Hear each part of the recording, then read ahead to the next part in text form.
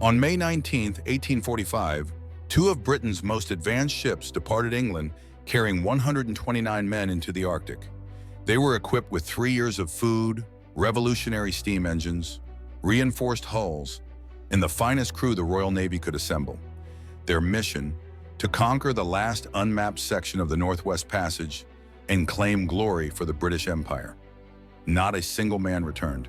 For 169 years, HMS Erebus and HMS Terror simply vanished. What happened during those final years remains one of history's darkest mysteries, a tale of ambition, hubris, and a descent into horror that Victorian England refused to believe. Chapter 1. The Doomed Voyage. By 1845, only a small section of the Northwest Passage remained uncharted. The British Admiralty chose Sir John Franklin to complete it. At 59 years old, overweight, and with 2 previous Arctic disasters behind him, Franklin was an odd choice. But he was well-connected and desperate for redemption. The Admiralty spared no expense. HMS Erebus and Terror received iron-reinforced hulls, internal steam heating, retractable propellers, and libraries with over 1,200 books. Most importantly, they loaded 8,000 tin cans of preserved food, cutting-edge technology sealed with lead solder to keep contents fresh for years. 129 men sailed on both ships. Franklin commanded Erebus. HMS Terror was captained by Francis Crozier, an experienced Arctic navigator who sailed with a bad feeling he couldn't name. The expedition departed to cheering crowds. Newspapers declared it the best-prepared Arctic expedition in history. On July 28, 1845, 2 whaling ships encountered Erebus and Terror in Baffin Bay, moored to an iceberg.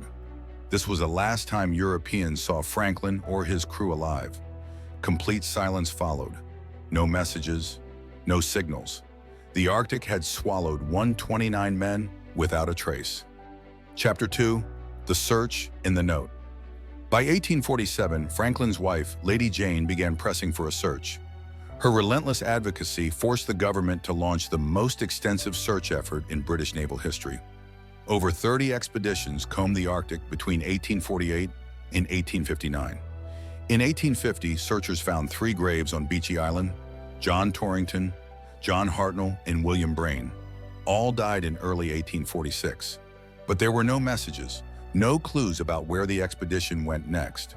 Years later, search parties found disturbing evidence across King William Island: an abandoned boat loaded with silver cutlery and books, supplies starving men should have discarded, skeletons in naval uniforms, scattered personal items. But no survivors. The crucial discovery came in 1859. Captain Francis McClintock's team found a note inside a stone cairn. This Victory Point note remains the only written record of the expedition's fate. The note contained 2 messages. The first, dated May 1847, was optimistic, all well. But a second message, scrawled 11 months later, told a different story. The ships had been trapped in ice since September 1846. 24 men were dead, including Franklin himself, who died June 11, 1847. The remaining 105 survivors were abandoning the ships to march south to the Canadian mainland.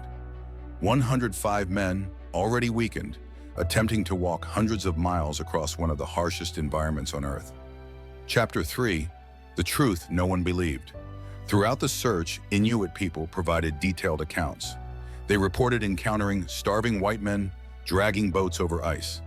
They described finding bodies and boarding one abandoned ship where a large dead man sat in a cabin. They spoke of something else: cannibalism. Bodies butchered, bones cracked for marrow, flesh removed from limbs. Victorian England dismissed these accounts as unreliable. Officers of the Royal Navy eating their dead? Unthinkable.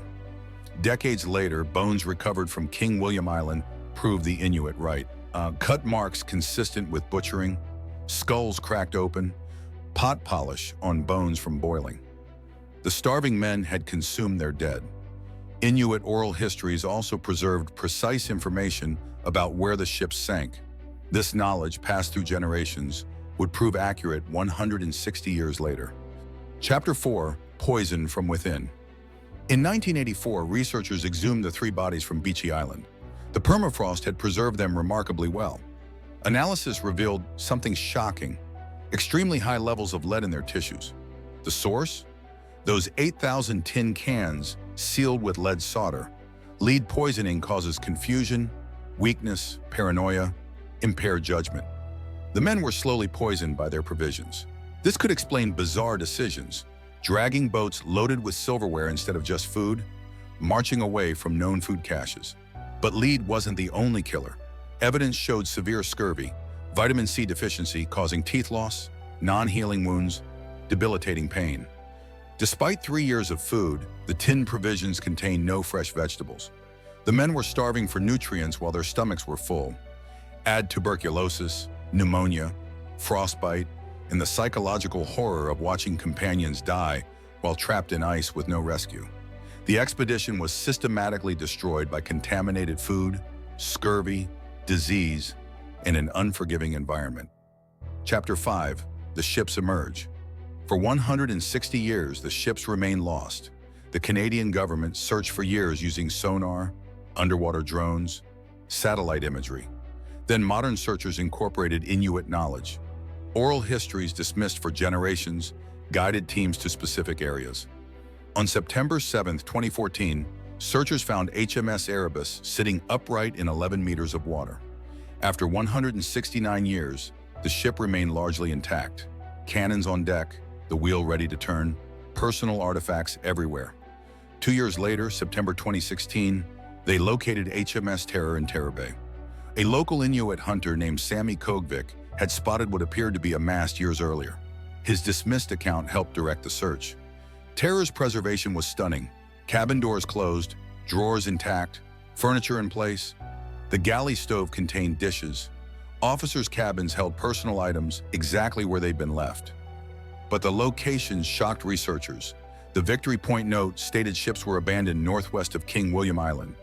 Yet Terror was 60 miles south, Erebus 30 miles beyond that. How had unmanned ships traveled 90 miles from where they were abandoned? Chapter 6. The Deepening Mystery. The ship's positions suggest something unrecorded happened after abandonment. One theory, the ice broke up and drifted, carrying empty vessels south. But another possibility haunts researchers. Some men returned to the ships. The closed cabin doors on Terror, the organized interior. These don't match an abandoned vessel trapped in ice for years. Did survivors shelter there after the march south failed? Did they attempt one last desperate voyage? The evidence suggests the Victory Point note wasn't complete. Today, both ships are protected historic sites. Chapter 7. Unanswered questions. Fundamental questions persist despite finding the ships. Where is Franklin's body? Inuit accounts describe a large dead man in a ship's cabin, possibly Franklin himself. His remains have never been found. Was he buried on King William Island? Is he still aboard a ship in an undiscovered cabin? What killed Franklin on June 11, 1847? Lead poisoning?